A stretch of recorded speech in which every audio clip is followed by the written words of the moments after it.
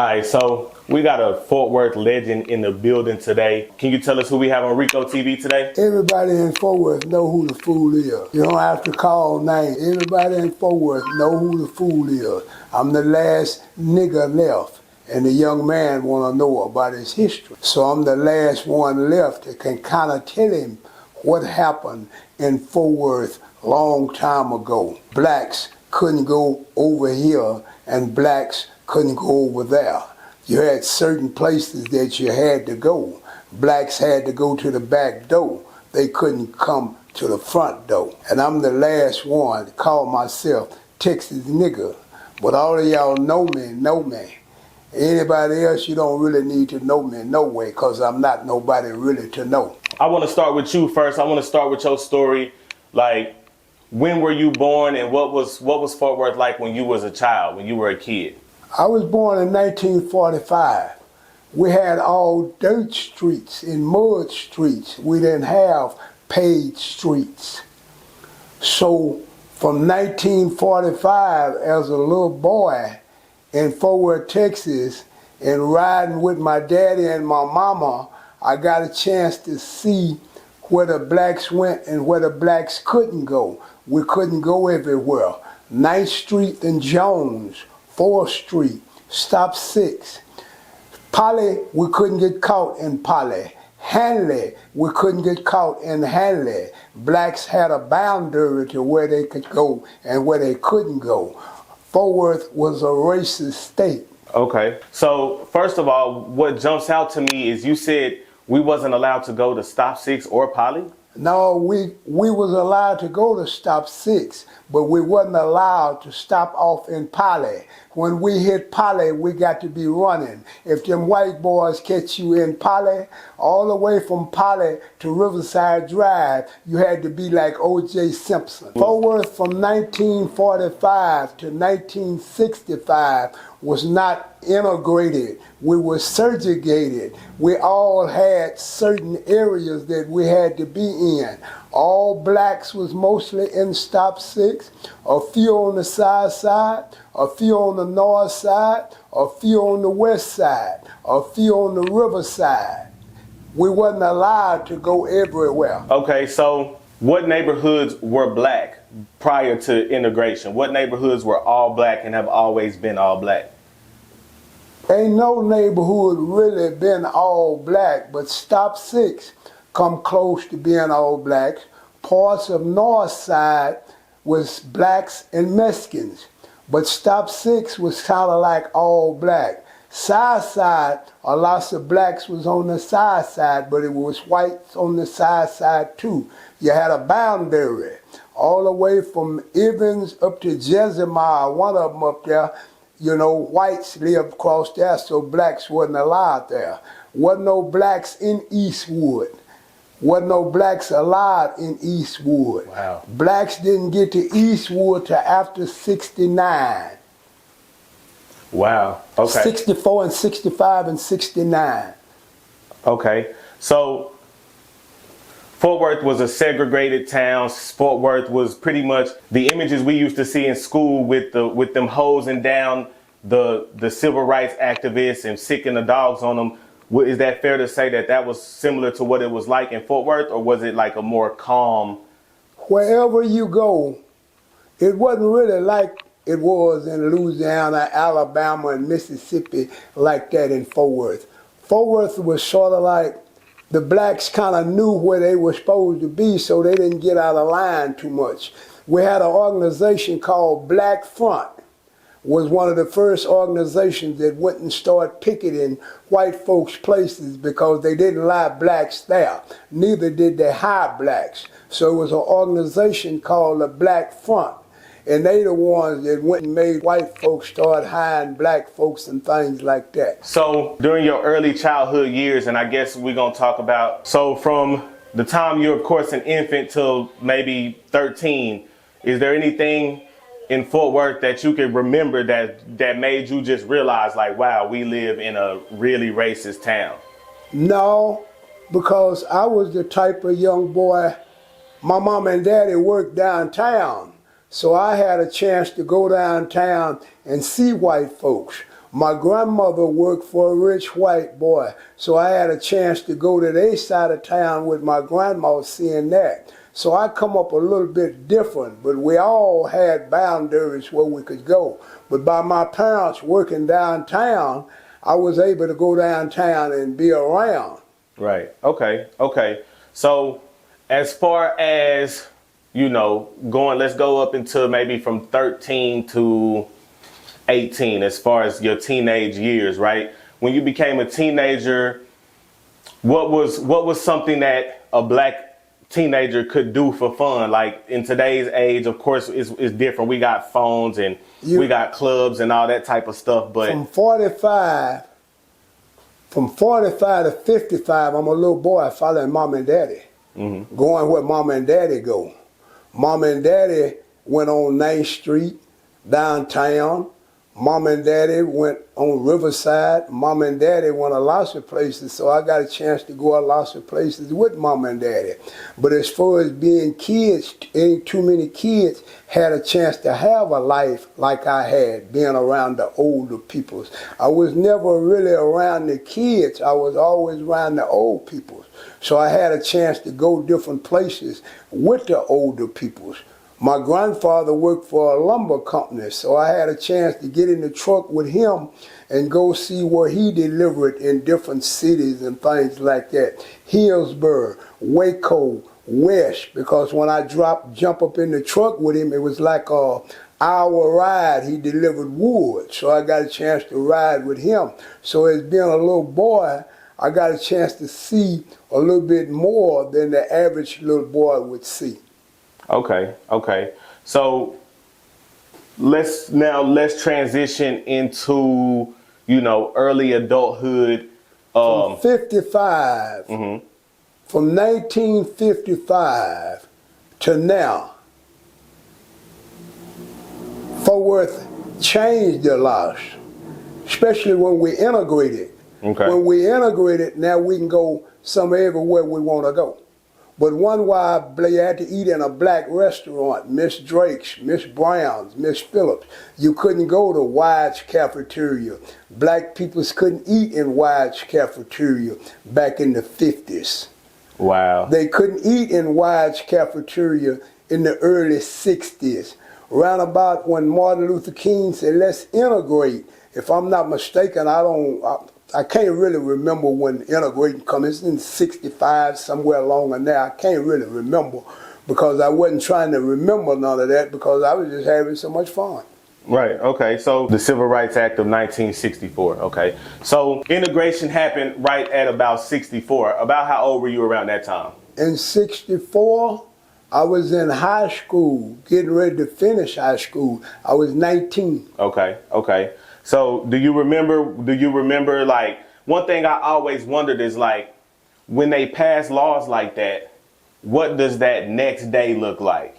Like, do you go from one day not being able to do this to the very next day is just, or did blacks have to ease into doing that? Like I said, I was a different little boy. Right. Jews had a bunch of stores, so we didn't go in white folks' stores because we knew we couldn't go in white folks' stores because white folks didn't allow people in their big supermarkets. So we went to all the small Jew stores like Bill Saw's, Sam the Jews and things like that. They had stores where blacks can go. And some moms and pops had grocery stores themselves. Right. But we couldn't go to the white man's store. Then when we went to the white man's store, we had to go to the back door and all of that kind of way.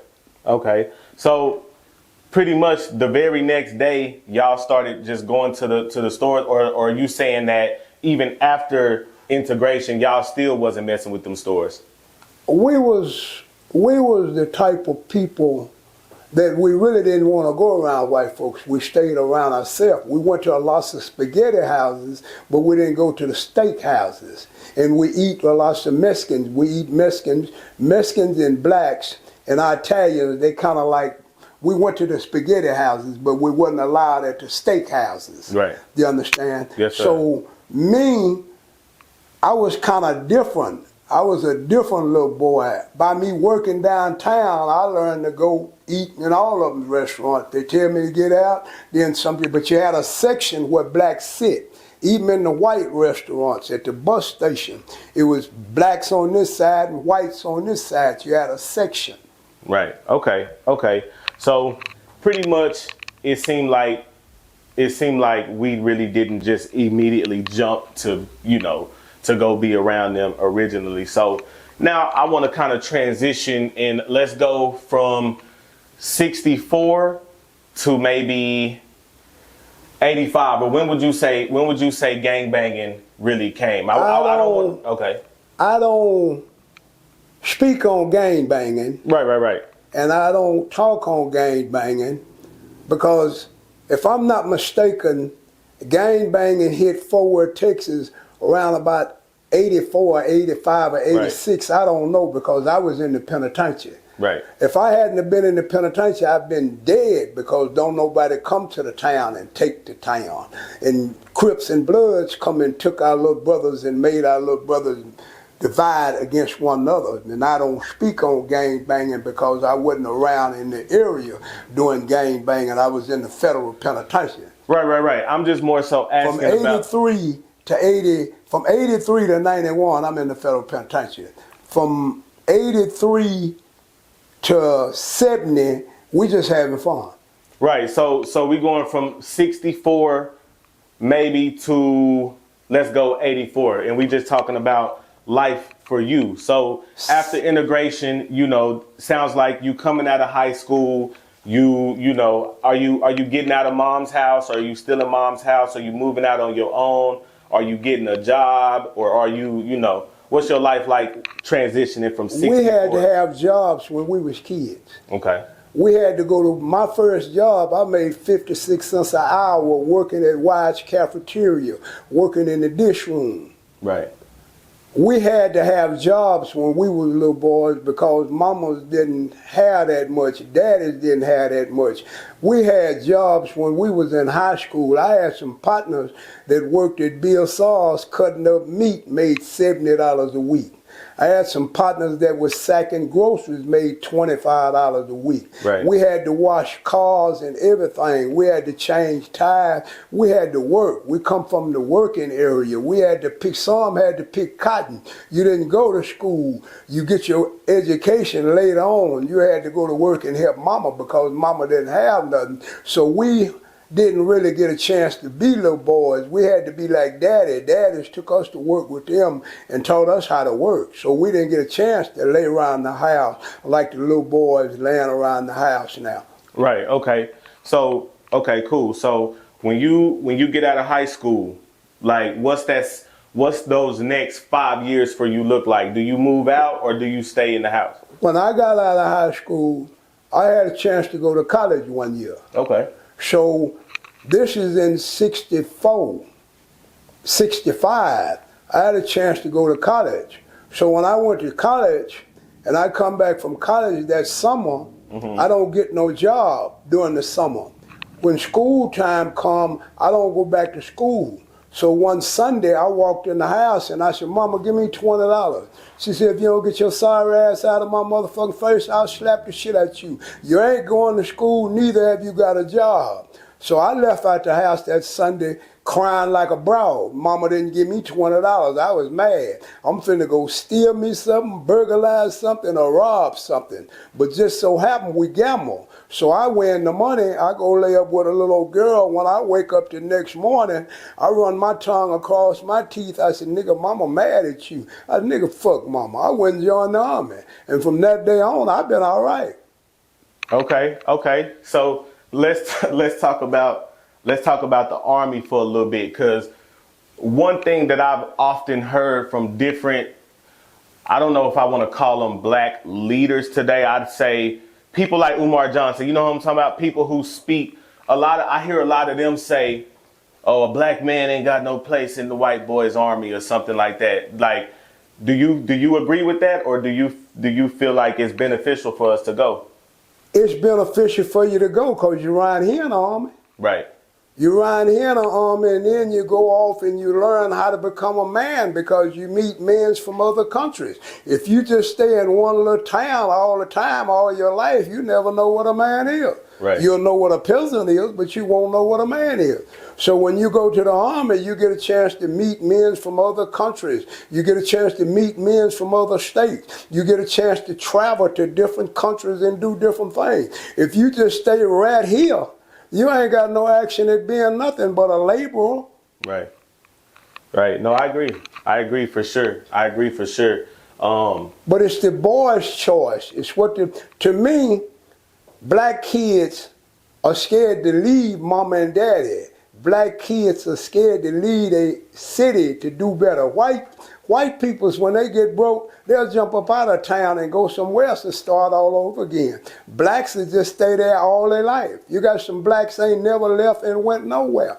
So it's what the little boy's mind is. Right. You can't tell a youngster what he can do and what he can't do. His mind is the one to develop him to become a man. Right. Okay. And we all have different minds. Okay. The Black Panthers. Had you ever met any Black Panthers? Black Panthers, I love them. Okay. I love the Were they Black here in Fort Panthers. Worth? No, we didn't have Black Panthers in Fort Worth. We was like this in Fort Worth. If we on the streets and the police bother somebody, everybody on the streets gonna fight the police. Everybody on the streets gonna fight the police. We fought the pig. That's the pig. He hate us. He don't like us. He gonna beat us up. So everybody come down here, you got to be able to, you gonna fight the pig. We gonna fight the pig. We call them pigs. Police is our enemy. Police is beating us up. Police is killing us. So we had to fight the police back. When I was a little kid, I would watch how the police do the old men when they come in the gambling shack. They put the old men up against the wall, run their hands in their pocket. If they said something, they slap the shit out of them or anything. So as me being a little boy, I'm saying to myself, fool, when it comes, they used to let me out because I was a kid. But I watch and see what they be doing to the old man. So I had to learn how to play football and basketball. So when I got at an age when the police come in there, I'm gonna throw that forearm on him and run over him and get out. Right. Right. Okay. But we didn't. Black folks and white folks didn't get along with one another. Black folks got along with white folks, but for some reason or another, white folks didn't like us and didn't accept us, and just talked bad about us and said we stupid, we ignorant and illiterate. Film. When Kuti Kent and them come over here from whatever island they come from, when they come over here and they had to get on an auction block and they had to stand up and say, what you give me for this nigga? What you give me for this nigga? And they had to be sold. Well, at the end of that movie, Phil told Kuti Kent, man, we can't go nowhere. We got to stay here and we got to watch that white boy and we got to learn that white boy. Now, Dr. King told us we got to go join the white boy. Now we went and joined the white boy. Now look at us now in 2023. We lost. In the army, did you have to go overseas to go, like in the army, did you have to go fight in any war? In the army, I had a chance to go to Vietnam and stay in Vietnam for a year, but I don't like to speak on it. Okay. That's fair. I don't like to speak on what I had to do over there in that jungle for a year. Okay. But when I come back to America from that jungle, then the white boy gonna try to beat me up like he beat the rest of the old black men up. I fought back. Right. Okay, cool. We can zoom. So you coming back from the army, I hear a lot of people say that for veterans coming back, it's always hard to get your benefits. Is that true? It's hard to get your benefits. It's very hard to get your benefits.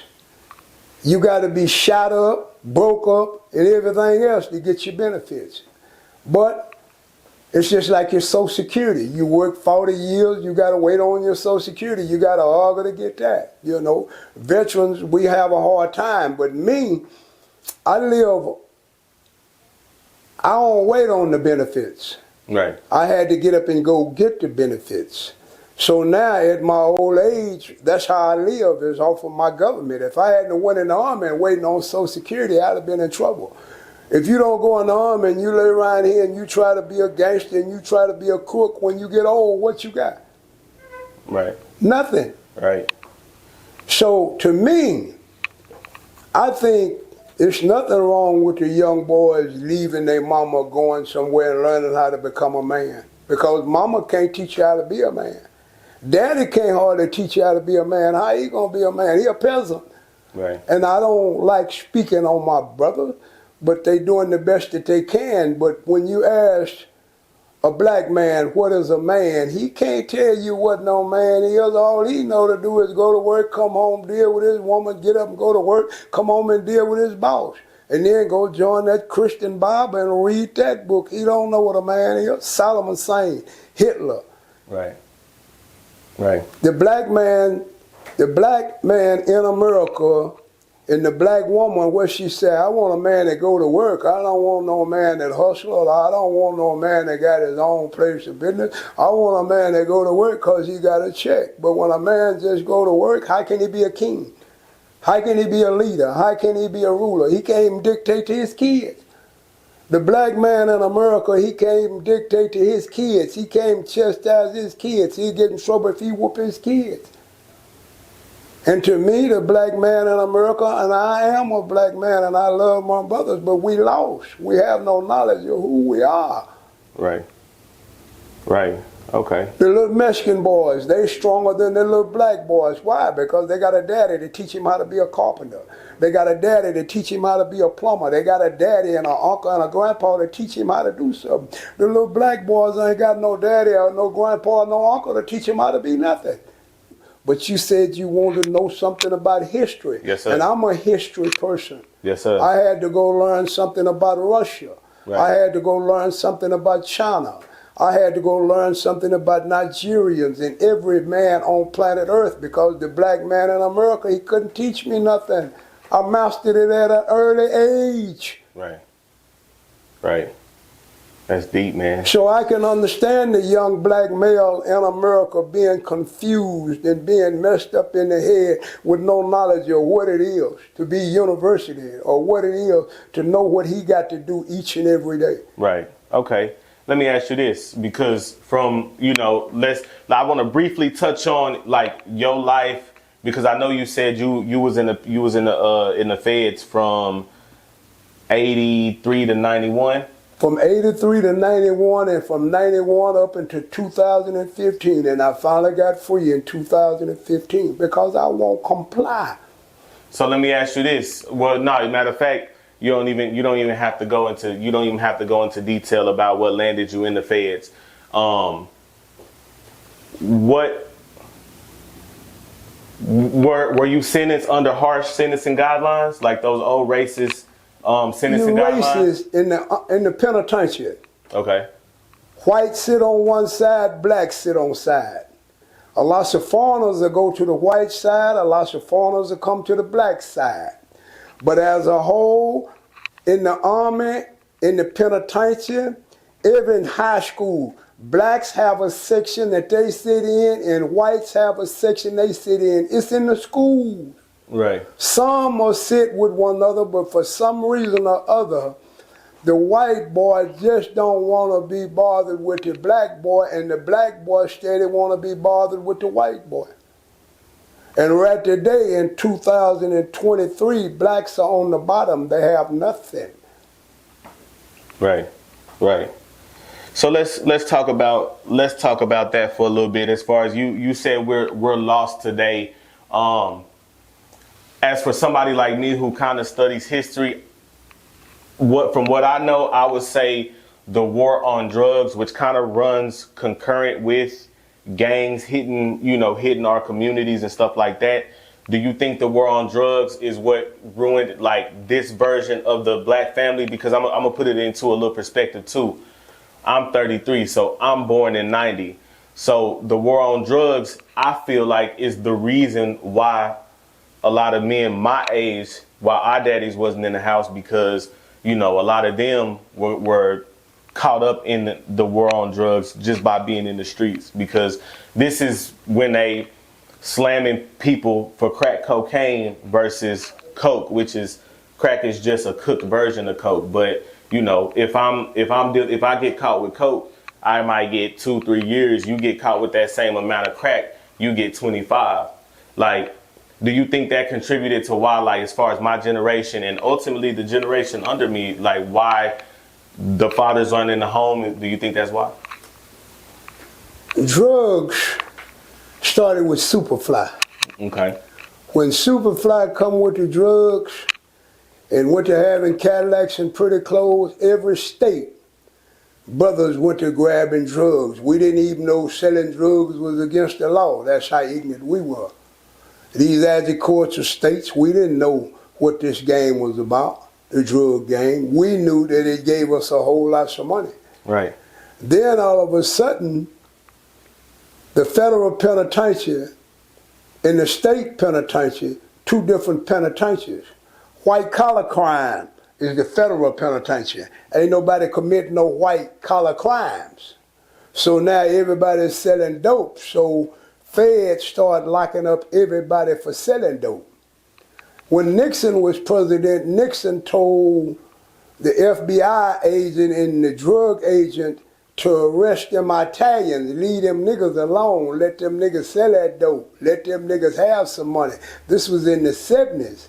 So from the 70s up until the 80s when Perot started DEA, we sold dope and didn't have to even worry about being bothered.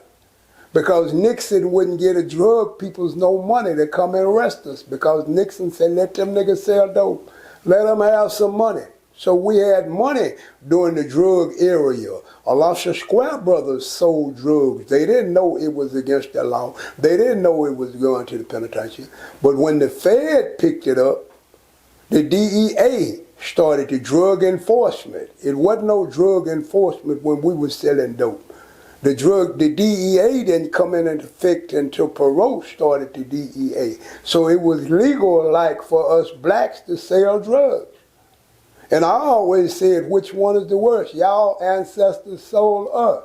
We selling dope to where we don't have to be bothered with y'all, because if we sell some dope, that's an economy. Dope was an economy for black. That was that was my independence to tell this white boy, I don't need you. I can own my own business and things like that. Right. Okay. Okay. So what's interesting about that is you brought up the DEA, and now I'm sorry if I'm jumping all over the place, but now I want to ask you, have you ever heard of COINTELPRO? Who? COINTELPRO. COINTELPRO. No. It was pretty much in, I believe, the 70s or 80s, a white nationalist group broke into the FBI building. They found documents that pretty much exposed the FBI for killing Fred Hampton, for possibly killing Malcolm X, for possibly killing Martin Luther King. Anytime that you take this platform to free a race of peoples and tell a race of people something, you're going to get killed. Right. Jesus got killed for speaking truth. Right. The black man in America, the Nigerians know who the Nigerians are. They know what they're supposed to do. They're having a war over there right now. The black man in America have no knowledge of who he is and what he's supposed to do. Right. The Black Panthers was the strongest organization we had. Why? Right. Because they fought white folks. Right. They fought white folks for their rights, and they fought white folks for this. But white folks said that they don't want to be bothered with black folks, but every time we get to where we try to go on our own, you come over here and burn down something, and you come over here and tap something to where we don't need y'all. And the black man depend on the white boy. How can you depend on the white boy? The Jew don't depend on the white boy. The Palestinian don't depend on the Jew. We, the Mexicans, don't depend on the white boy. The Mexicans got something to sell. And then when they come over here and they open up places of business. We don't open up no places of business. We don't do nothing. We basketball peoples, we sports peoples, and we bow jingling peoples, and we dancing peoples, and we laughing and grinning. And all the immigrants think that we're ignorant and stupid because look how long we've been over here and we ain't got nothing. And they have no respect for us. They have no respect for us because the white boy said the blacks don't want nothing. They belong to us. They don't want to be broke away from us. And right today, look at it. Look at the young nigga and the young hip hop, how he don't pay his grandpa or his uncle no mind. Right. That's crazy, because that's just what I was about to get into as far as the state of just us now. Now, by talking to you, I've pretty much been even able to tell you, like, hey man, you pretty legendary and you low key, like, kind of famous when it comes to, even in hip hop culture now. And, a lot of our first introduction to you was Charleston White, but there's somebody, have you ever heard of Meek Mill? I don't know nobody. I don't know nobody. Right. Neither do I try to learn anybody. Right. If they told me they'd give me $1 million to name 5 basketball players or 5 football players or 5 baseball players or 5 black movie stars, I can't tell them. If they ask me anything about rappers, I can't tell them. I stay in my own world. Right. I try to keep me a building, open my building up, go back and forth to my building and don't bother nobody. If you don't bother me, I'm not going to bother you. The only reason me and the police have a conflict in interest, because he said everything I do is against the law to get money. That's his law. That ain't God's law. God didn't make that law that I can't sell no dope. God didn't make that law that I can't steal. The king made that law. Who is the king? He a man. He ain't over me. Right. No, they said God gave the land to man. I'm a man, so I got to get me some land. The white boy got all the land, so quite naturally he in control, because he got all the land. Where did he get the land from? He took it from the Indian and colonized it and put him a country called America. And I happen to wind up over here, but I know I am not an American. Okay. I don't know who I am, Right. but I know who I ain't. I am not that English white boy. I am not Paul, I am not King James, and I'm not that Jew. Neither am I that Palestinian. Right. I am a black man that was born in America. I have no knowledge of who I am. But I know I ain't that, so I pay that no mind. I pay their laws no mind. That's they laws. They break the laws. Right. Right. Okay. Donald Trump done broke every law they done broke. And he got money with it. Now, if I try to get some money, you want to lock me up. And the little old money I'm trying to get ain't really no money. Y'all in trouble. Right. And can't nobody help y'all. Because you want to know your history to where you can go to your future, to where you can try to teach your son something. But you don't have no history. But you do have a history because you're over here. Right. Right. So, yeah, like I told you, man, one of the things that stood out to me about meeting Charleston White was that he challenged me to, number one, go find out my history, go talk to my grandma who's in her 90s, you know what I'm saying? And what was crazy is not only a lot of stuff that he said checked out, but I got a chance to go back and see, my last name is Copeland. So I tried to go as far as I could, as far as my dad's dad or whatnot. And I was able to go back to 1800 something. This is my 5th great grandfather. His name was Solomon Copeland. And the only record of which I'm assuming would be my 5th great grandmother, on her, the only record they have of her is South Carolina Slave.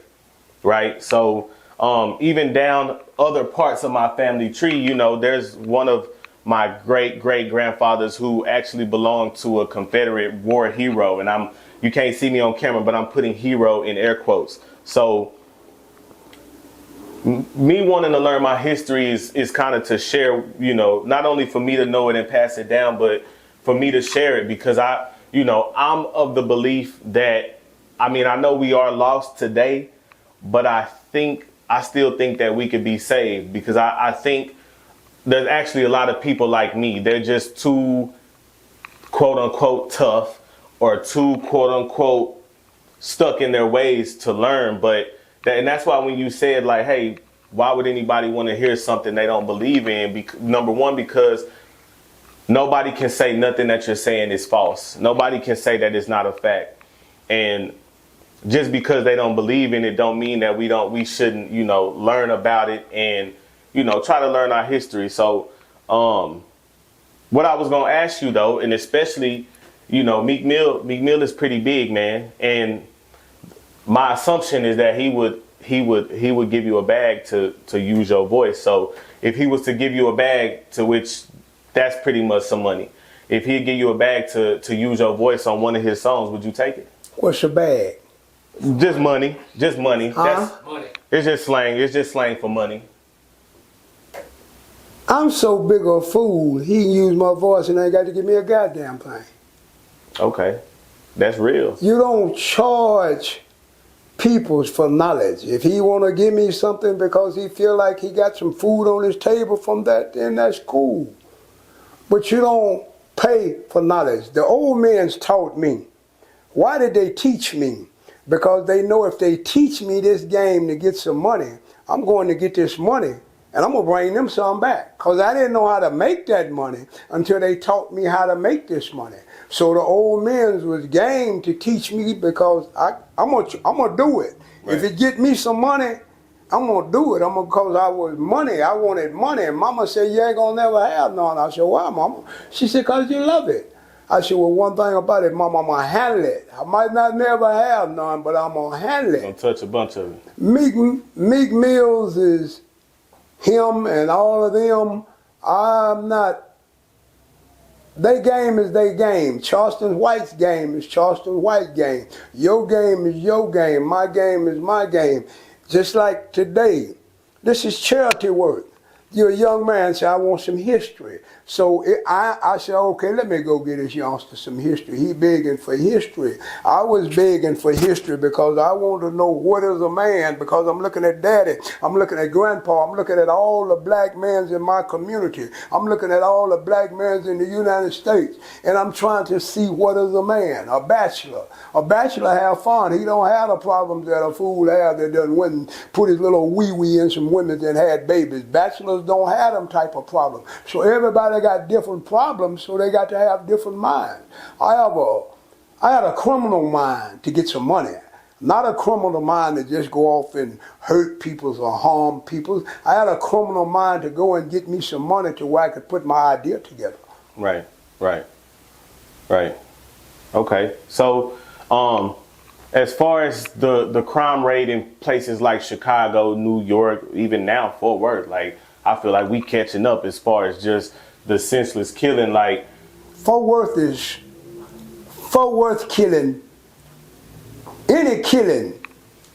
anytime you kill, and you're not killing for a country, blood, Fort Worth killing is just wasteless killing. It's just wasteless, kids killing kids. How did your mind tell you to just go shoot that boy? Tomorrow you just go shoot somebody. What kind of mind do you have that you just wake up and kill? You ain't killing for no money. Hitmans kill for money. Fort Worth, they just killing. I don't like that nigga. I don't like this. I don't like that. I'm gonna smoke him. Then you wind up smoking his baby because you really ain't no killer. You passing by shooting. You passing by innocent people. So me, that's the reason why I don't believe in God. What did we do to where we so ignorant we steady killing one another? Jews don't kill Jews. You don't hear Jews killing Jews. You don't hear Palestinians killing Palestinians. You don't hear North Korea people's killing peoples over there. But in America lately, blacks is just killing one another like you swat a fly. Why? Why? What reason? Questions that need answers. And can't nobody explain the nigga in the hip hop. Can't nobody explain why he got so much hate. These little kids, these kids that never had a chance to be a kid, had to come outdoors at 6 and 7 years old and try to get them something to eat because their mama ain't got nothing, but it ain't no right to go shoot somebody and kill him. You know what they start off doing? What's that? They start off breaking in the house, stealing your tennis shoes, stealing your Gucci belt. I know all them kids. If you give them jobs, they'll stop. If you give them jobs, I guarantee you they'll put them pistols down. Because then they see your partner done kill somebody, now he finna go to jail for life. You want to kill somebody and go to jail for life? They don't know. They babies listening to some stupid ass music. Chicago ain't just started killing one another. New York just ain't started killing one another. These country kids just start killing one another. Country kids. You go to Tifton, Georgia, you don't see no kids killing kids. You don't see no projects in Tifton, Georgia. Man, that's powerful. I mean, I don't want to take up too much of your time, and from what I know about you already, I would tell people, I would ask you, like, where could people go find you, but you don't even want people to come find you, huh? For what? For what? I did today. I said, don't do that, man. That's a mark move. Man, don't go sit in front of that camera. What business do you have sitting in front of that camera? But if I don't go sit in that front of that camera, how is these little knucklehead people's gonna hear anything? Which they ain't paying attention to it. But that's a mark move. That's not me. Right. That's not me. Y'all got a new game. Sit in front of that, talk, you can get you some money. That ain't how I want to get mine, sitting in front of that, talking about nothing, because I feel like it's senseless talking. I don't feel like nobody going to execute nothing that I tell them to execute because I done seen them. But I have some that do. From 2005 to now, Classy Lady kind of like made me the mouth that I am, because there was so many people out there that I had to have a bullhorn. I didn't have it wasn't no Facebook. I had a bullhorn telling them grown men and grown women what they supposed to do and what they ain't supposed to do, so I can understand their children. I seen their mamas and daddies and their grandmas, so I can understand the nigga and the hip hop. One day a little boy come through with his pants low, hanging down. Old man sitting next to me got suspenders on. Right. He said, Weasel, why do they wear that belt? They wear their pants like that. I said, little boy, here $10. Let me ask you a question. Why you wear your pants like that? He said, because my daddy wear his like that. Wow. And these kids love their daddies, but they don't know their daddies, and they just want their daddies. And they always told me, Pop, we don't like no old nigga. Right. Charleston Whites even said, we don't listen to no old nigga. Right. That's true. It seemed like in hip hop culture, I ain't gonna lie, and I was like that, or I ain't gonna say I was like that too. It just, for some reason, listening to older people, like you said, just the old nigga, like that was just something that was frowned upon, because unless he was extremely rich, people feel like they don't have nothing valuable to offer them, because I think the idea is that times have changed and you don't know what you're talking about. But I think I realized quickly that the game don't really change. It's just the players. So they always say, life don't come with a book. Life don't come with a manual. But old people is all we have. It's this closest to a manual. And even me at 33 talking to my little cousins, or, my daughter herself, she's 14, like, talking to her, it's crazy because she thinks that I'm old and she think I don't know what's going on. And I'm telling her like, ma'am, I've seen all of this. I've seen this play out several times. You know what I mean? People don't like to listen. Like the old nigga in hip hop is like, oh, when you old and you rapping, you should stop rapping. And it's like, bro, you should want to get old. Like the only opposite of getting old is dying young. You see what I'm saying? So why do we frown so much? Why do we frown so much towards the old nigga when the only reverse of that is dying young? So you should hope to want to be an old nigga one day. I know I do. I want to be in my 70s or 80s and telling, what I'm saying, a young 20-some-year-old, young 30-year-old, this is what it was like back in 2023. I'm blessed. Right. I'm blessed. Mm-hmm. And I hate that I done seen so many of my young niggas get killed. Right. And I swore I'd be gone before they go, but they all just foolish. Right. And there's nothing you can say. I'm around them every day. I'm around 48-hour type brothers every day. Right. They don't want to hear me, and neither do I say anything to them anymore. Right. I open my mouth to them. Right. And I tell their mamas, just take an insurance policy out on them. Ain't nothing you can tell them. Right. Man, that's sad. So because I know you said we lost and you know, we might not get saved. So, but let's do I know, and I can already tell a man like you don't even really like hypotheticals. Hypothetically speaking, though, what would have to happen for us to be saved? What would have to happen for us to turn it around? We got to break away from the white boy. Okay, that's step one. Until we unite with some laws and some bylaws, we lost. We following his laws and his bylaws. They for him. He done lost. He done lost his country. Everybody over here. Everybody's over here now. Every tongue is his, just like Babylon. Right. Man kissing man, woman kissing woman, no respect. Nobody have respect for one another. You don't have all of this in Cuba. You don't have all of this in North Korea. You don't have every tongue over here. This is the only country where it's every tongue. And it's everybody hate one another. Right. And how did we get to where we hate one another? And we're the only country, the only ones that don't know how to protect ourselves, feed ourselves, and clothe ourselves, so we're in trouble. We always got to depend on him. What did that Chinese say? That Chinese to say, I almost own America now. I'm not going to hire you. I'm going to bring my own people with me. So we're in trouble. And I wish that it was some kind of way for my grandkids, my great-grandkids, and their kids. But we're a race of people that's lost. Right. Right. Okay. So, man, I want to thank you again. You're welcome. For coming out and giving us some history.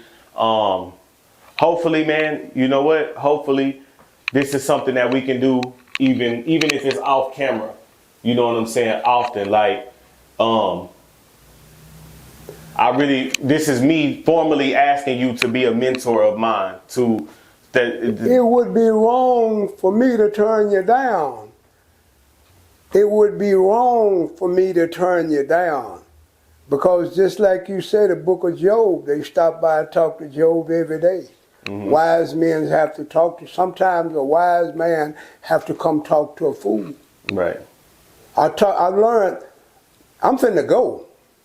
So your mentor gonna be dead in a minute. Your mentor gonna be crippled in a minute. So you got to learn to mentor to yourself. Right, okay. But I'll try hard as long as I'm here. I can tell you this just by seeing you in person and seeing you look like you're going strong. You look like you got another 20 to 30. But the feeling that I have, I wouldn't want it. Right. Because my daughter said, Daddy, I got what you call prostrate cancer now. Oh, the things that I got in Vietnam, the things that I breathed in Vietnam, the things that I did in Vietnam, the disease that I got in Vietnam, now it's coming out of me at an old age because I abused the temple. Putting everything good in the temple. Now the temple is damaged. Mm-hmm. So I just do the best I can until I leave and just be happy and pay everything on mine. Yes. And today, I swear, I started to say, Ferron, tell him no. Because this just ain't me. Meek Mill, 4 years ago or 5 years ago, he was saying, man, I'll send you some money, you come up here. Charleston Whites, you can go anywhere, they give you whatever you want. I don't want that. That ain't what I want. So me, I'm the type that I'm all right. You do you. I'm all right. I can respect that. Yeah, I can respect that 100%. Yeah. So this the last point because you reminded me about it in and I almost didn't get a chance to talk about it, but we talked about religion, right? We talked about religion, and you pretty much have said on record here that you don't believe in God. And I told you while I did grow up on the Bible, I can remember reading the book of Job. And to summarize it for the on-camera version of this conversation, the book of Job is about one of God's most loyal servants. And one day the devil pulls up on God and says, hey, I bet you I can make him turn against you. And God's pretty much like, have at him. I bet he won't. And so while the moral of that story is supposed to be to praise God through thick and thin, one question I had from it, and it's only because God was also described to me as somebody who's above human emotion and thoughts. One question I had was like, so dang, God would ruin my life or ruin someone's life in what seems like a crazy bet with the devil, which I thought we didn't even mess with the devil. You know what I'm saying? I thought we didn't even really rock with him like that. So I just kind of thought it was wild, or that's something that stuck with me, is that dang, like this man Job had his whole life ruined just because the devil said, man, I bet you I can get him to turn against you. You know what I mean? And he didn't. And just for the on camera moral of the story, he didn't turn against God, and he got everything back and plus more. But still, like, that's something I drew from it. So I grew up being kind of confused and not really, I'm not going to say not believing the Bible, but just being a literal thinker. Some of that stuff just didn't make sense to me. So when did you grow up like in Christianity or in baptism like most of us did? I've been baptized. Right, me too. I was supposed to be a minister. Right. I went to school to be a theologian. My major is theology. My minor is PE. When I read the Bible, I read what they say God said to Israel. God talking to Israel. He's not talking to the Palestinians. He's sending a prophet. God says, say, I want you to go tell my people, this is my message, and I want you to tell my people to do this. And if my people don't do this, then I'm going to do this to them. He's not talking to the Palestinians. He's not talking to the Romans. God is talking to the Jews. Those are God's chosen people, the Jews. So when I listen to what the words are saying about God and his prophet and what he's telling the Jews, then when I come over here on America's side and I see how America treat the blacks and they believe in God and we supposed to be their neighbors, I just learned that God wasn't talking to them Palestinians. God didn't tell the Palestinians nothing. Allah told the Palestinians things. God told the Jews things, and the Jews and the Palestinians fought every day, still fighting right today. Paul, the Roman, went over there killing Jews and killing Palestinians, fell off our heart, and was supposed to got blind. Jesus' disciples got Paul and taught Paul what Jesus said. So Paul said he's an apostle. How is he an apostle? He didn't see Jesus. He didn't talk to Jesus. Then he come back and told Rome about the God that the Jews got. So then the Romans took the God that the Jews got and honored whatever the God told the Jews to do, then the Romans do it. And the Romans have always been with the Jews fighting the Palestinians.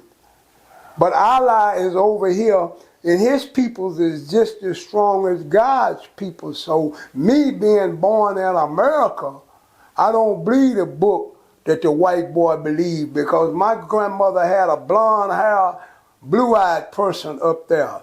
And when I went to reading, I read about the fellow with the wool hair like lamb and dark skin. So quite naturally, the white boy got a lie. So I'm not going to believe that white boy's lie. I'm not going to believe that white boy nothing.